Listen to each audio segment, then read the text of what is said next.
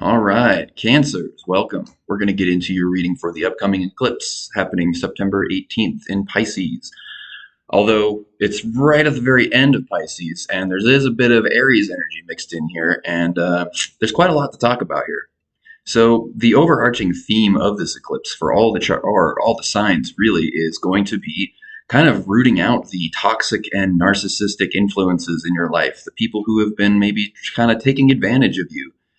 Here having Lilith, this little symbol right here, in the fourth house in Libra, conjunct the sun. So this is the sun is kind of illuminating where these sort of toxic influences are. And kind of, it may be surprising to you, maybe not to some of you.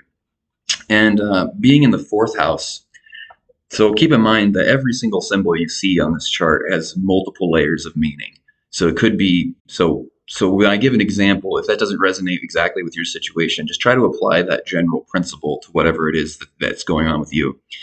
For some people, this could manifest as maybe there's a person living with you who you've kind of been taking care of, because we all know cancers love to take care of people. And they can sometimes overextend themselves and kind of have a sense of wanting to be needed.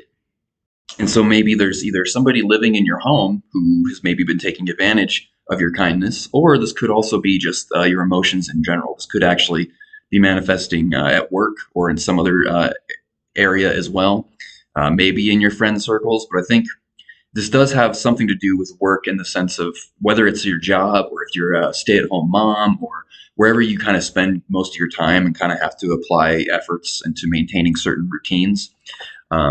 With Pallas here in your sixth house, you're very skilled at whatever it is you do. You have sort of a unique level of talent and intelligence regarding the thing that you do.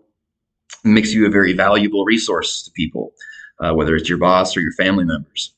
But at the same time, there could be a bit of with Saturn in retrograde in the 10th house, there might be a little bit of a lack of boundary there, to where people sort of recognize your tendency to take on more than your fair share of the work, and then they kind of start to just put that on you and expect it out of you, and eventually they kind of stop being appreciative, and it kind of turns into them taking advantage. So you could be kind of really coming to some realizations about people and about where you've allowed certain people to cross certain lines, and there could be and the more that you kind of hold back and don't say anything and just kind of let them do this, the more frustrated you start to get. With Mars here in your first house, there's some frustration building. And I think that some people are going to start to see a different side of you very soon, where, you're going to stop. I think you're getting ready to really put your foot down in a lot of places, in a lot of areas in your life. And letting go of this kind of tendency to want to please others. Not completely, because obviously it's not a bad thing to want the people in your life to be happy and to help try to make their lives easier. But when it starts to become, you putting yourself out for the sake of other people who really don't even appreciate it that much, that starts to build up resentment. And I feel like, maybe in your love life, things are moving very slowly. So whether you're single and you're feeling like it's not going anywhere, you're not meeting anybody, or maybe you're in a relationship already and you feel like things just are growing really slowly, and it's just not really that interesting anymore. That honeymoon phase has worn off. Or maybe you just got into a relationship and you still feel like it's moving slow. Either way, relationships feel like they're moving kind of too slow for you. And this can add to this kind of desire to bury yourself in work, bury yourself with tasks, other people's problems, so that you don't have to really think about or address this sort of thing going on with these close relationships. Or in some cases, with Juno kind of being squared here. Juno is down here. This is kind of where Juno kind of represents where you compromise with people, or maybe over compromise for people. And it could be maybe this kind of toxic person is the person that you're in a relationship. It doesn't necessarily have to be that way. It could be that way for some people, but it's not 100% thing. But with the North Node up here in the 10th house in Aries, kind of very close to the moon, it's not actually quite conjunct in this chart as you're looking at it, but that's because I had to roll back the time just a little bit just to be able to put your sign on the ascendant so we could do a horoscope. So by the time the actual eclipse happens, it is happening it will be, the moon will be conjunct with the North Node and Neptune in retrograde. And Neptune, being the planet of imagination and magic and fantasy and all that, being in retrograde, it tends to draw back some of these imaginative, dreamlike qualities, and it can have an effect of bringing clarity and demystifying certain things. So there's a lot of like realization and just things becoming very clear in certain areas of your life. Like I said, most likely pertaining to you and the people that you work closely with in your life. Again, could be work, could be at home, could be kids, could whatever, or partners, anything like that. So it's like it's illuminating and demystifying this pattern that's probably been going on with you for a long time. With the sun down here being in the fourth house in this third decan of Virgo. The third decan of Virgo is associated with Taurus. And so this is something that's been a pattern, something that's been going on for a long time, maybe to the point where, when you develop certain tendencies or emotional qualities early on in life, and they're kind of with you all the time, eventually it becomes normal. It's like, for example, somebody who grows up with anxiety. If you've been anxious since you were 4 years old, well, by the time you're 30, you don't really process that feeling as anxiety anymore. It's just it feels normal. It's just, you don't even realize that there's this anxiety going on in the background. Just as an example, I'm not saying that's specifically what's going on with you, although I would say that it's very likely that this pattern that we're talking about is actually rooted in a form of anxiety. This desire to be needed, and to take care of people, to go overboard when it comes to taking care of other people, or maybe taking on their responsibilities when they should be doing it, because it could be the product of an unconscious fear that if people don't need you, then they won't stick around, which isn't necessarily true. And honestly, that will keep the toxic people in your life, because the people who are going to be really like healthy connections and empowering relationships, they don't really need you. They might like you, they might want to be around you, but that's a much healthier connection that has a lot less pressure on it, and it's not rooted in fear, because you don't find yourself compromising just for the sake of trying to please somebody to keep them from going away.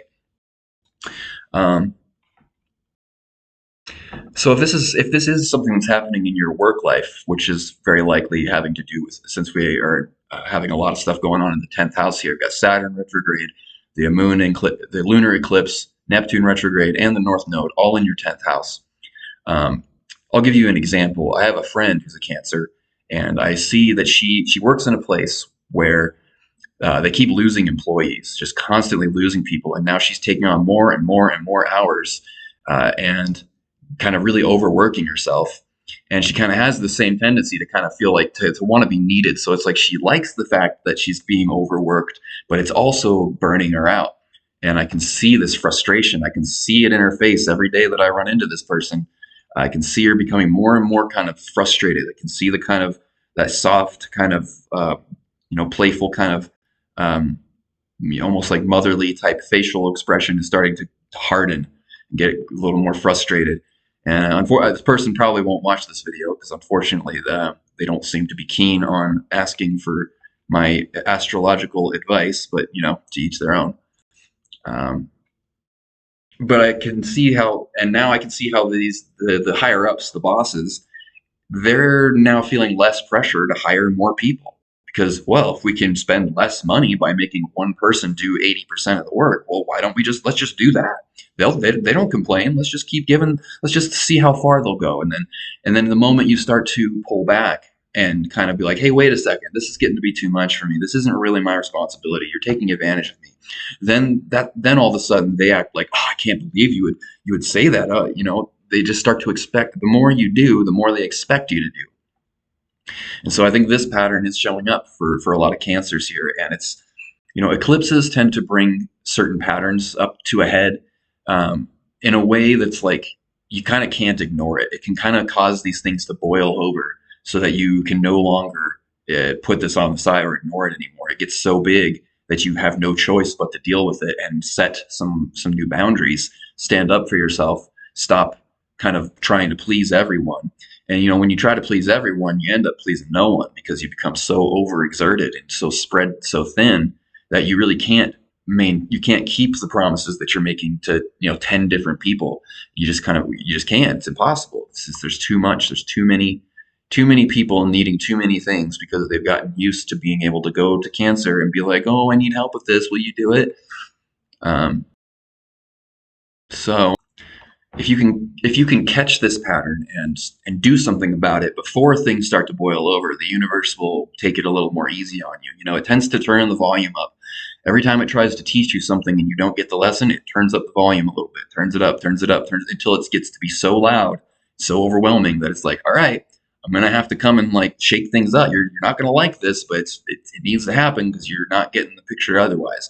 So if you can kind of get ahead of it before things get too big, I think you can actually gain some real benefits here, because with Jupiter in your 12th house here, making aspect to this eclipse, which is, it's square to the eclipse, but I feel like if you're able to do that, it could create an uncomfortable conversation, but it will sort of push these other people to start doing what they need to do. And it could actually lead to you maybe getting some kind of promotion, especially if this is at work. Obviously, if you're at home, you don't get promotions if you're like a stay-at-home mom or whatever. But either way, it will start to bring more order to things, to where other people start taking on more of their own responsibilities and stop putting everything on you.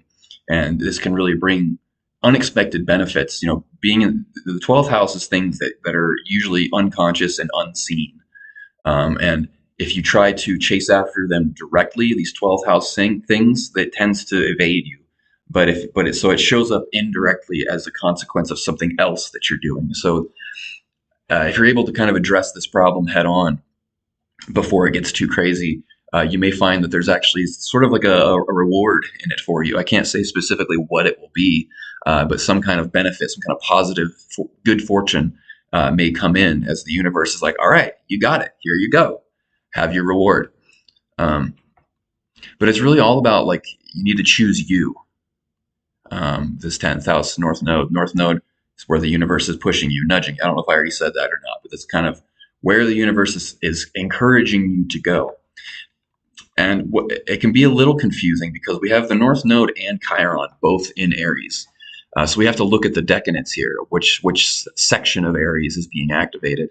So the North Node, so having both of these in the same sign can be a little confusing, because it's not about what you do, it's about how you do it.